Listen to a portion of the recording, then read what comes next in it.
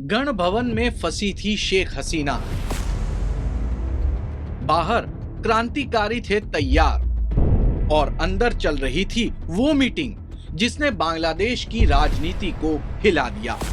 गोली मारो मुझे, यहीं दफन करो, ये शब्द थे बांग्लादेश की उस महिला के जो सालों तक देश की सबसे ताकतवर नेता रही, लेकिन अब कुर्सी छोड़ने को मजबूर थी। क्या था वो आखिरी लम्हा, कैसे फूट पड़ा गुस्सा और कैसे शेख हसीना भारत आ गई, पूरी कहानी अब आपके सामने।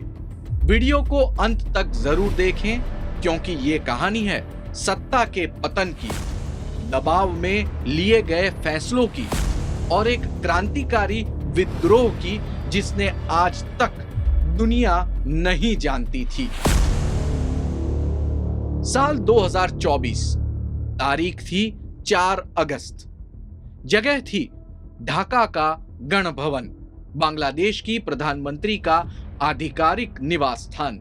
रात के अंधेरे में वहां हो रही थी एक बेहद तनावपूर्ण मीटिंग में शामिल थे कैबिनेट के वरिष्ठ मंत्री, आर्मी, एयरफोर्स और पुलिस के टॉप अफसर। बात हो रही थी क्या शेख हसीना को इस्तीफा दे देना चाहिए। तत्कालीन defence adviser major general Tariq Ahmed Siddiqui ने सुझाव दिया, मैडम अब इस्तीफा ही एकमात्र रास्ता है। लेकिन शेख हसीना भड़क उठी। उन्होंने आदेश दिया, सेना को कहो प्रदर्शनकारियों को कुचल दे। उधर प्रदर्शनकारी पूरे देश में हिंसक हो चुके थे। सरकारी नौकरियों में कोटा सिस्टम के खिलाफ 2 महीने से छात्र आंदोलन कर रहे थे। अब तक 500 से ज्यादा लोगों की जान जा चुकी थी। अगली सुबह 5 अगस्त 2024 सेना और पुलिस के आला अफसर फिर प्रधानमंत्री से मिलने पहुंचे। पुलिस बोली, हम थक चुके हैं, अब हथियार और गोलियां भी नहीं बची।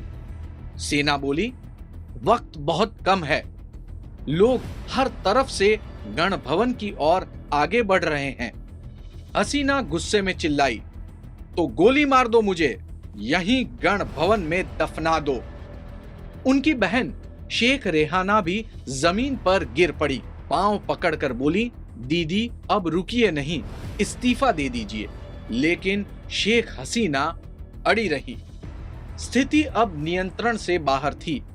सेना ने फिर अमेरिका में मौजूद हसीना के बेटे सजीब वाजेद जॉय से संपर्क किया। जॉय ने भी मां को समझाया, अगर और देर हुई तो खून की नदियां बहेंगी, अब समय पीछे हटने का है। आखिर हसीना मान गई।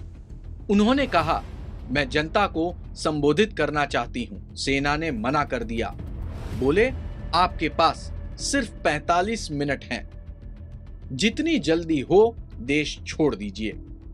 फिर क्या था, एक हेलीकॉप्टर आया और शेख हसीना अपनी बहन के साथ भारत के लिए रवाना हो गई, बिना किसी विदाई भाषण के, बिना किसी अधिकार के।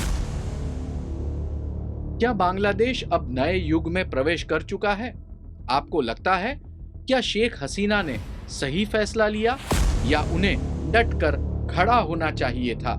कमेंट में अपनी राय जरूर लिखें। वीडियो पसंद आया हो तो उसे शेयर करें।